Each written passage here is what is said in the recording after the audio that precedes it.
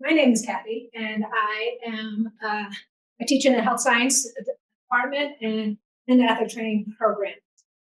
So when Mandy and Margie were telling me about this whole ethics fellow thing, I was like, oh, I teach ethics in my leadership, health science leadership class. How can I take this and make it more, make it better, expand it, add some activities to it? And the first answer was, let's create some case studies of issues that our athletic training students face with return to play too early, things that happen within the medical side of athletic training that can make cases out of. But because this is part of a leadership class, health science leadership class that is open to all health science graduate students, not just athletic training students, I kind of want to make a spin to include the medical aspect of it, but also the kind of the organization administration side of healthcare that doesn't necessarily have to directly deal with the medical care of athletes. And so I kind of came up with this idea of, the NIL, to play or not to play. I'm kind of go into a little bit more detail as we go along there. But anyways, as I kind of talked to Mandy and Margie about potential plans and thought about what students will kind of be interested in. And yeah, most of our students who are in athletic training program have an interest in sports. And they do clinicals within high school and college athletes and semi-pro here in town as well. But as they do their clinicals and they kind of work with these student athletes, they have these conversations with them, whether it's about healthcare, about how things are going in school or whatever. Perhaps this is an avenue where they might have these relationships established with their athletes and their patients, and having maybe their athlete coming to them and asking them, what is your thought behind should I play or not play in this upcoming big bowl game? And I'm making lots of money, and I will potentially make lots more money. What should I do? So that's kind of how this came about. So within our ethics lecture, we already go over the NATA. So NATA is the National Athletic Training Association. They have a whole code of ethics that all practicing athletic training students have to, and practicing clinicians have to sign every time we renew our membership. We have to check a box saying, I will abide by the code of ethics as a practicing athletic trainer. And so we go through that, we go through definitions, and we go through other kind of applicable principles with ethics within healthcare. But part of this was I added more, specifics with the DFEI principles and added this debate in. So kind of go in a little bit more detail is within the NATA Code of Ethics, there's this big long document, right, Matt? It's a lot of words in it, but 5 main topics, okay? Care and compassion, like the number 1.1 of the Code of Ethics is I will provide healthcare to every human being, regardless of race, gender, sexual orientation, ethnicity, fill in all those blanks. That's like number 1. And number 2, I will act with integrity. Does that sound a little familiar? Respect, sound familiar? So then I went and highlighted, like, there's obviously some overlapping ethical principles between our code of ethics within the NATA as well as Daniel's Fund. So it's kind of a little bit more detail about our code of ethics. But you can kind of see I want to highlight a few more things of things that we see overlapping with the Daniel's Fund principles. Okay, so compassion, respect, dignity of others, complying with the rule of law, maintaining and promoting high standards, make sure that conflict of interest doesn't negatively reflect the profession or jeopardize our patients. So again, when we teach within the ethic training realm and our students and our code of ethics, there's a large crossover within what Daniel's Fund started as like a business side of things. We're healthcare, but you can see all this crossover between the two. We also have a code of professional responsibility. I'm not going to go into as many details, but then you can kind of see kind of the overarching topics within the code of professional responsibility, that there's still, again, a crossover between what we see within the Daniel Spund initiatives. So we've all seen this before, but here's our list of principles within the Daniel Spund. Okay, so what I set up was, again, wanting to kind of take not just a medical lens of it, but kind of the side lens of how our role as athletic trainers might have an influence on maybe a non-specifically medical questions that our athletes might come to us, okay? So we've seen this in the past few years. We're not here to debate the ethics of NIL. That's a whole other debate that we can absolutely get into that we won't right now, but we're looking at how in past few years we've seen these quarterbacks or star players who are making millions of dollars, who are on the draft boards, who will make millions more dollars as they go into NFL, decide that they're going to sit out the game. They're going to sit out the game because the risk of injury might be too high and risk their career as a future pro, all the earnings they could have. And if you're talking about a first rounder salary versus a fifth rounder salary, there's a huge difference there. So we see these 21-year-old kids making these decisions, and we wanted to talk about to play or not to play. Our students all have a very strong opinion on it, but then I made them take the ethical spin. And I think that was the hard part, is I know what I would do in that situation, how I would advise my athlete if I was in that situation. How do we look at it through an ethical lens? And so I think that might have been, Matt, am I correct? That might have been one of the harder parts, was taking my stance and explaining it ethically. I didn't do very well on that part, so yeah.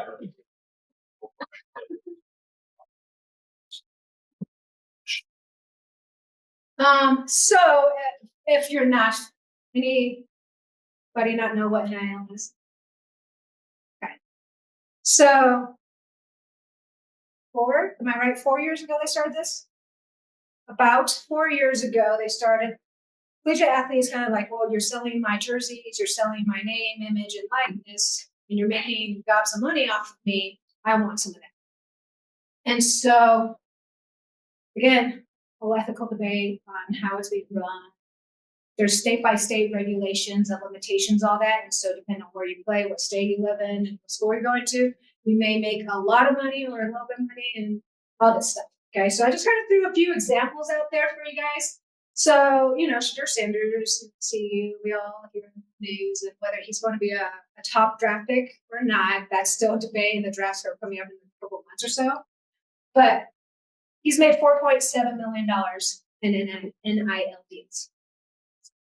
Anyone know who that top girl is on the right? She at LSU? Yes. Gymnast? I can't. Yes. So it's Libby Dunn.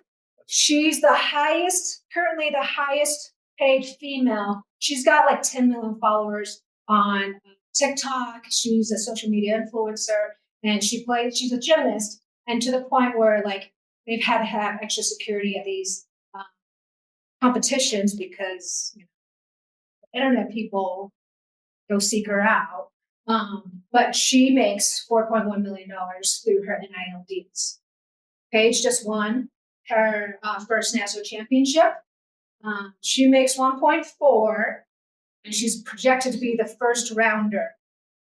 Anybody know who this guy is? Down the bottom. Is it BYU number 3? BYU number 3. No. Halfway correct. Why? He's still in high school. He is about to go to BYU. He's projected, and they've kind of already promised him, he's 17 years old. $3.8 million. I'm in the wrong profession. I'm 5'3", so I mean, that's not gonna help me much. Should have been a gymnast. I'm very flexible though. So yeah, like he's 17 years old and he's the #1 recruit for the 2025 class, and he's signed to go to BYU. They promised him, BYU's got some money, right? They promised him 3.8 just to go play. He'd probably be a 1. So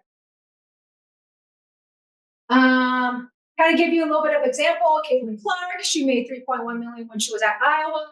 Her current WNBA salary on her 4-year rookie contract is about $76,000. The max contract for a WNBA player is about $250,000. That's it.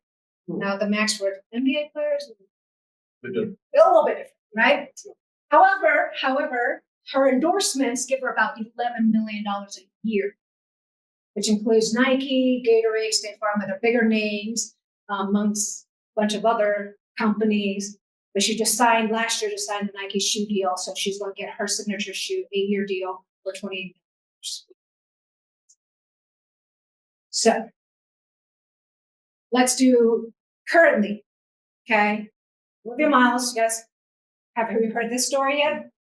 She played at Notre Dame. She was projected to be the #2 pick in the WNBA draft after Paige Beckers coming up. And she shocked the world by withdrawing her name, well, not putting her name in the WNBA draft, and actually putting her name in the transfer portal. Why do you think she's putting her name in the transfer portal? Notre Dame was ranked 1 at one point in time in this season. She's going to make more money as a college student than going to the pros, because WNBA max salary for a rookie is less than $80,000. Projected right now, not because you haven't heard her name, her NIL deals aren't that high. So what can she do that Caitlin Clark did? Look at Caitlin Clark's numbers again. Her salary is $76,000. She's going to build her brand while making money, more money than she is if she had gone to the WNBA, building her brand, putting herself out there more, and taking that year, because you see Juju Watkins on State Farm commercials. She's in college. You see Paige and Caitlin, all those people were building their brand as they're in college. So as they go to the pros, they maybe not $1 million, $11 million in annual salary from endorsements that Caitlin's getting, but she can absolutely pad her salary, her $78,000 salary as a WNBA player with endorsement deals.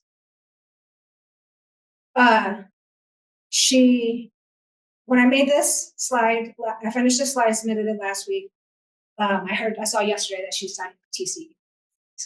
TCU. Okay, so kind of spinning away from this, because obviously for these female athletes, their cap salary at their professional level is here compared to the male sports, right? So let's take back to our scenario. So why is the WNBA so stingy? They You know, They don't make money in the NBA.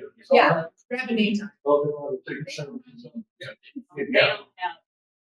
They still have the revenue, yeah. They actually get a higher percent of total revenue than the NBA players. But their revenue is by so much smaller. They play less games, there's a bunch of Less teams. yeah, less teams, yeah. Yep. They just upped their season to 41 games. That NBA players, are they still at 82 or 82. 82? So they play half the season. So back to our question. Now we're concerned with the football player, quarterback. They usually are the face of their team. So the NIL deals are usually a little higher for them. Arch Manning, his name pays for his NIL deals, right? He is currently the highest earning NIL maker in all of college sports. Okay, It's hardly ever played. that is true. He started for 4 games when someone was hurt, but their Texas starting quarterback is graduating out of NFL, so he's got 2 years eligibility left. Correct? Three. So he's probably 3. But anyways, he is making $6.5 million at Texas in NIL deals. Red Bull. That doesn't happen. I didn't plan that. Maybe I should go ask Red Bull. Anybody wants to? Okay. Maybe I should ask Red Bull. Their rookie contract, if picked in the first round, which he's projected to do because his last name is Manning, now is 7 to 9-ish, give or take, million a year.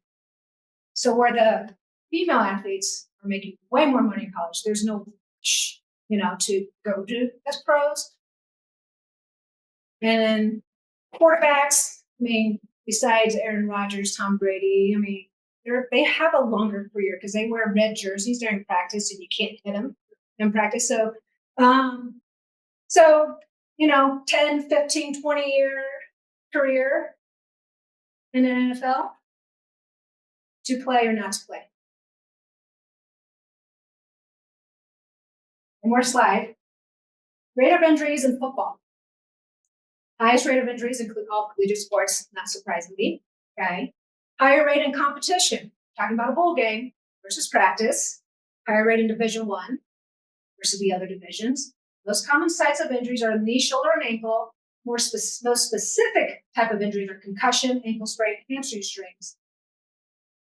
And time loss injuries, 1/3 of them were at least 10 days. So the injury was bad enough for them to be out of competition, out of practice for a significant amount of time, 1/3 of them.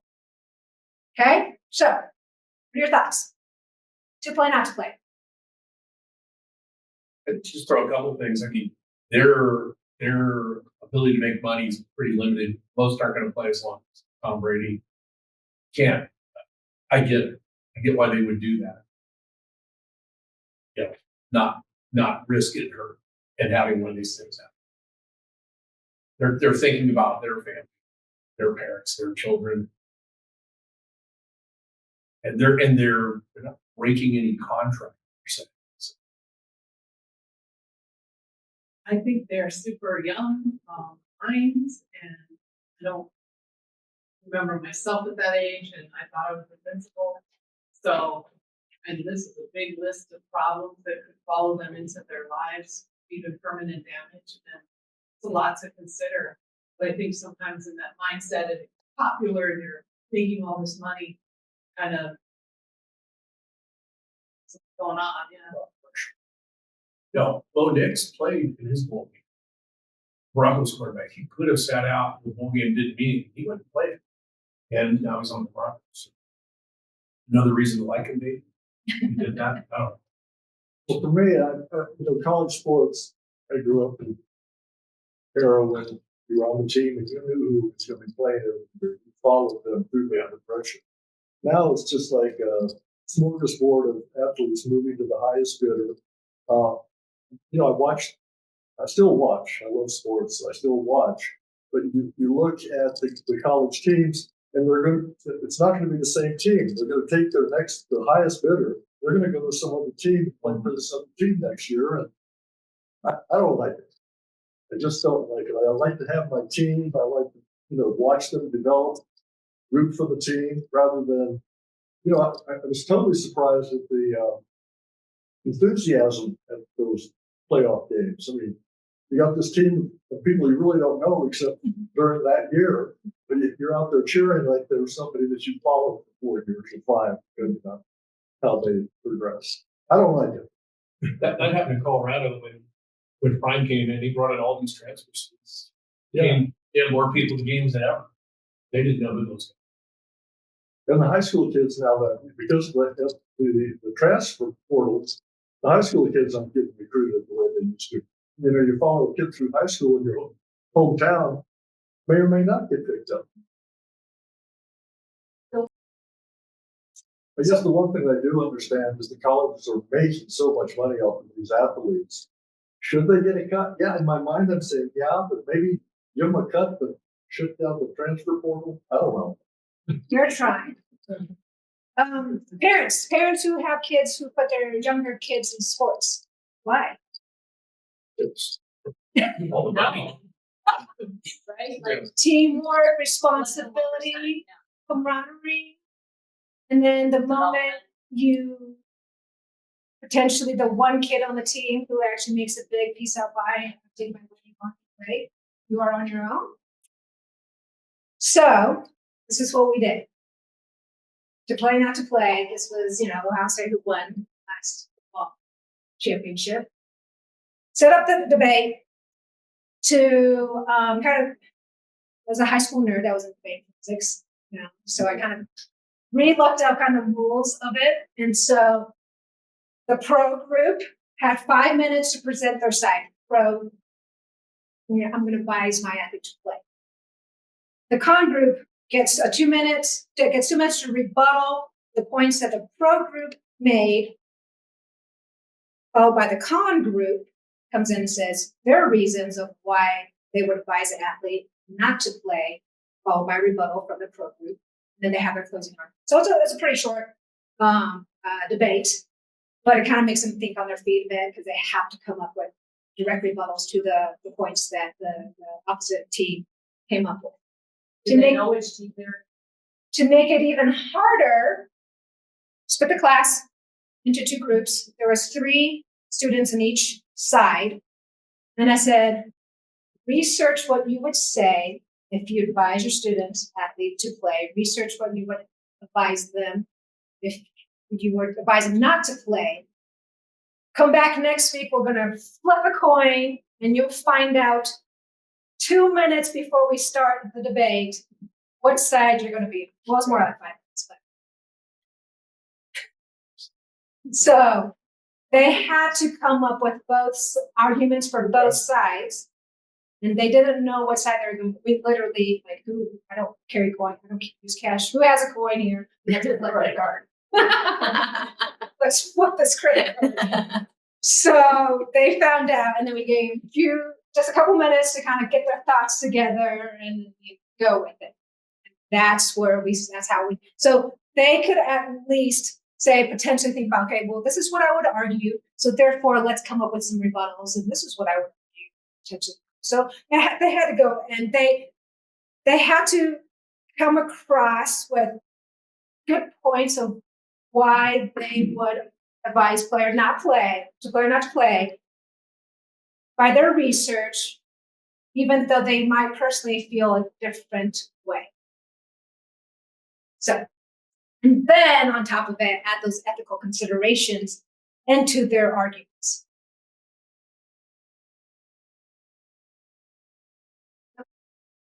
I invited guest judges. So Manny Margie came in, and in this class, we have some guest speakers with our faculty staff within the college that come into our class. So I invited them to come through. So we had like 5 or 6 or so guest judges that graded, assessed the students on their arguments, given a score sheet. And on the score sheet, the main points were clarity of argument and their presentation of ethical principles. And on top of it, at the bottom is who do you pick as the winner, pro or the con side? And the students by themselves had to go friendly wager that the losing team had to buy the winning team. So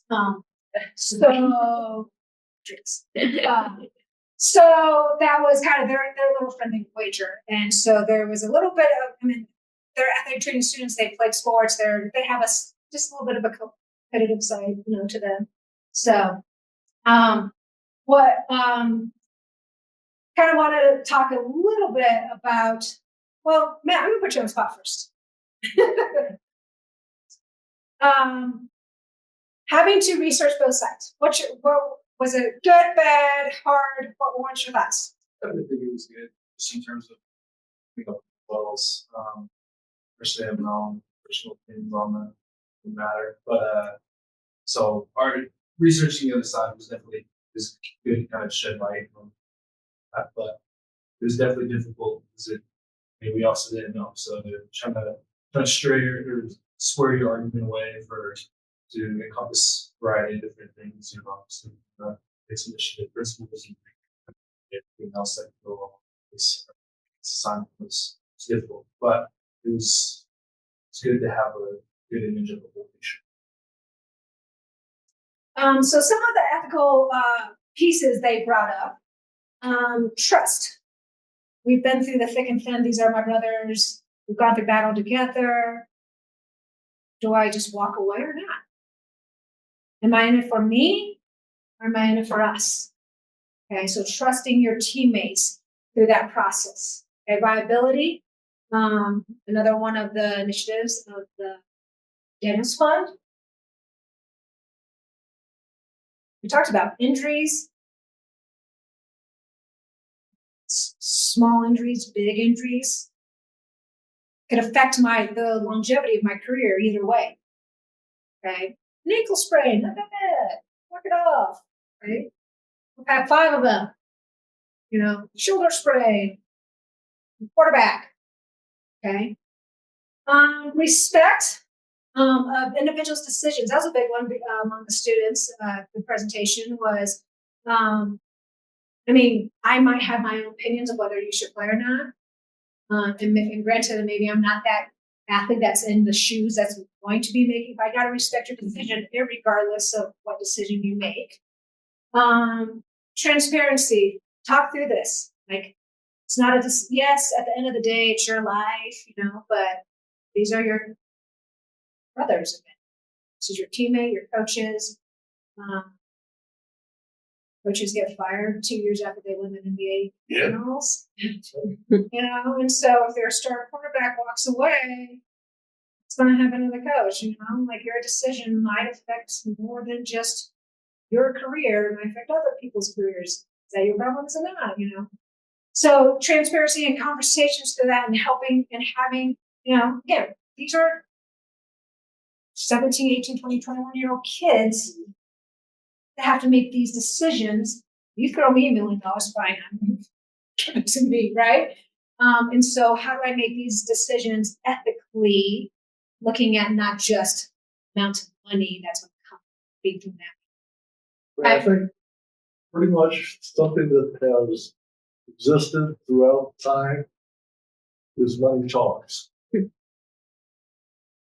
it kind of wipes out my notion of there is no I in team. There is a meeting. Yeah. Just get them back. Take the M&E back. And there's an AT in team as well. So, ethics trainers are needed in teams, right? So challenging in a good way. This is student responses. I asked students kind of give me a little more of what you thought about this process. Challenging in a good way to look at both sides. A couple students said, I thought that's what I my student athlete do this, but the more research I did behind it, I just like, I'm not sure anymore. So having it seen from both sides. Challenging present the information in an organized manner in front of the class. I have all these thoughts, but now I have to explain them within a short period of time, which, that's kind of like real life. Like, coaches coming to you and say, hey, I need my athlete to play now. Can they play? And they're not ready. You're going to be eaten alive by a coach, And so they have to be ready to present why they think this athlete is ready to go back to play or not, or should or should not play within this ball game. It's like I have strong feelings, strong thoughts about my stance. Not to feel these ethical principles. Yes, I understand what these ethical principles are, but how do I explain the application of these ethical principles to this specific topic? So those are the kind of the student responses I got. When I kind of thought about it, in my own reflection, I thought that topic was interesting because, again, we hit them a lot with a lot of medical decisions and assessments of injuries and all that. But here's kind of the spin of it. Yeah, we're still looking at the potential injury side, but not exactly. It says there's an injury component to it, but let's talk about the fact that there's this money component to it as well. Making them think of it from both sides again. I felt like that from day one we said this was an ethical debate. I felt like they just took the topic and like, oh, this is really interesting, and just ran with it. But like, I had to like send a reminder, by the way, this is an ethical debate. And they're like, oh, so I should probably throw an ethical terminology in my arguments. Yeah, you probably should. And I think that's where like, I'm so excited about this topic, but I kind of almost forgot the point of the debate. So things I could do better in addressing that as we prep through, because this is taught with legal and ethics combined section. So as we kind of introduce that topic, that I kind of stress the ethical aspect of it. So as I mentioned, future directions, stress and importance of the exercise is the ethical debate piece of it. And I don't know, I might consider allowing students to choose what side they are on, because if they have strong opinions, perhaps they can provide stronger arguments and stronger ethical arguments to support their stance, since they only have to look at it from one side. I don't know. What are your guys' thoughts? And Matt, you can. I was curious, whether you got a sense from which kind of side they were on, independent of the point you left. And then, like, would it be in balance? And I mean, maybe it doesn't matter, but like, you had like 70% of the class. I don't really know where about it. So Yeah, I think didn't the students flip what they thought after having gone through both sides of it? They said it made them waver. Like they thought when I introduced a topic, they thought this, and the more they researched, they're like, oh, maybe not so strongly this. But there was a couple of specifics. I don't know that anyone completely flipped to the other side. It does force you to look at things differently and then maybe ponder it from an ethical standpoint. Because if you're all in on your side, what did you go in? I went in, I was in play. You said what? I argued that I would play. Okay. I would suggest to play. But my personal opinions on it, not everybody has a last name meaning. So I'm not everything. The average NFL career is 3.2 years. So you gotta try to make as much money as you can when you can. If that anything cuts that opportunity. Is it ethical for the university to ask them to play, knowing that they could get hurt? They miss it and all this. I mean, there's another ethical spin on this too. yeah, and I think that in anything, it's always good to do a 360 kind of yourself, of decisions, seeing all sides of the issue, and trying to understand all those other perspectives. None of us know everything. So there's that piece, which I think is super valuable for the student. So having to do both sides, I think, is extremely valuable for a student.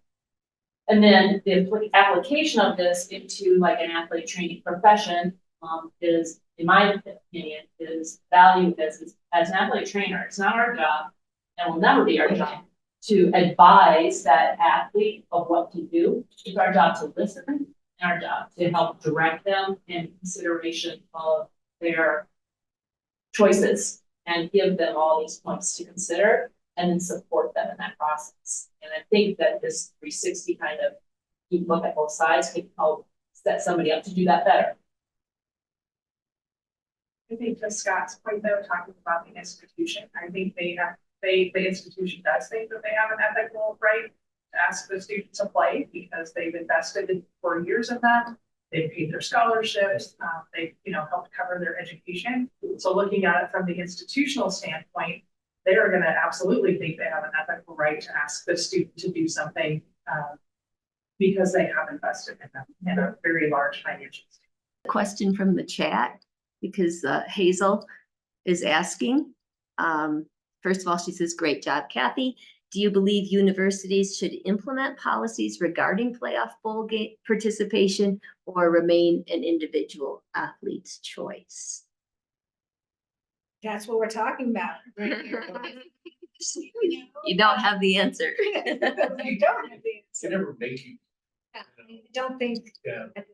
If they had a contract that would stipulate you'll play all the games and then you can break the contract. I mean, And you might obviously get you it, can break it, so Yeah.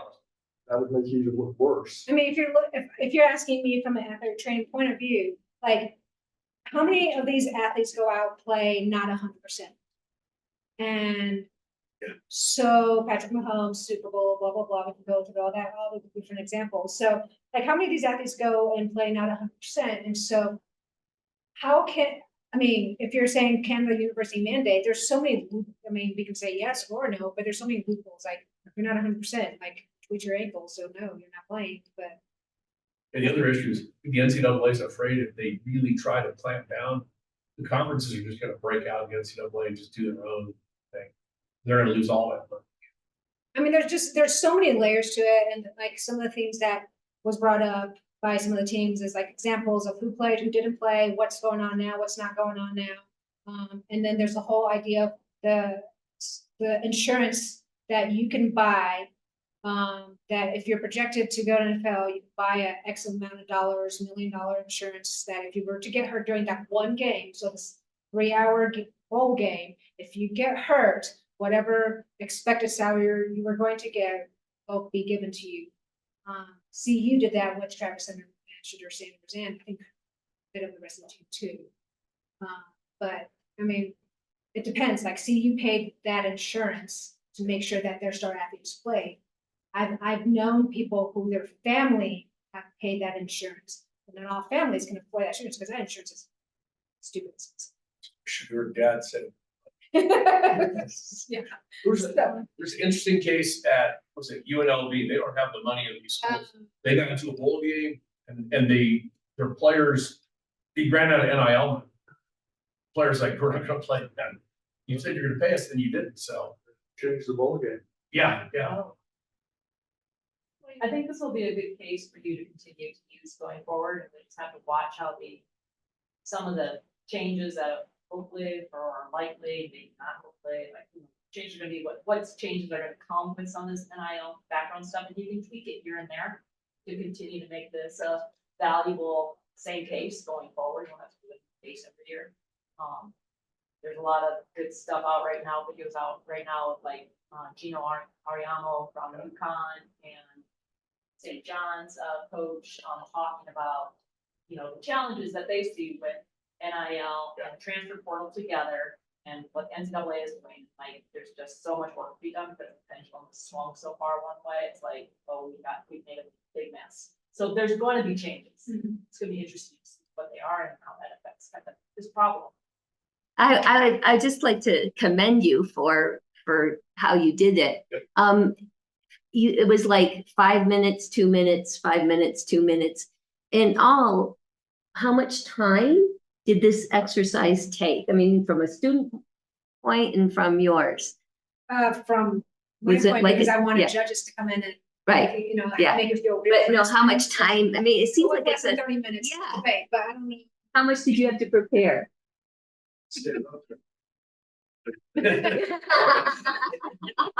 I mean, it's definitely a topic that I'm interested in. Feel pretty strongly about. So I don't want to put a number on the time that I prepared. I was on the route of preparing an argument not around the ethical principles, so having to reel my argument back in, so at the time. So I kind of spent a lot of time off the track, but being on the track. So you introduce, let's say, how often did you meet in your class? Once a week? Discuss. Yeah. It's once a week. So you introduced the topic the week before, and then they had And time then to read, week and then you yeah. flip the coin. Yeah. It doesn't matter what the topic is. You could just pick a really controversial topic, no matter what your class is, and have them do that. I like that. And having guest coaches puts the pressure on. You gotta focus in on pedagogy, not just a specific topic. Right. Other questions, comments? Good job. Good job. Very good.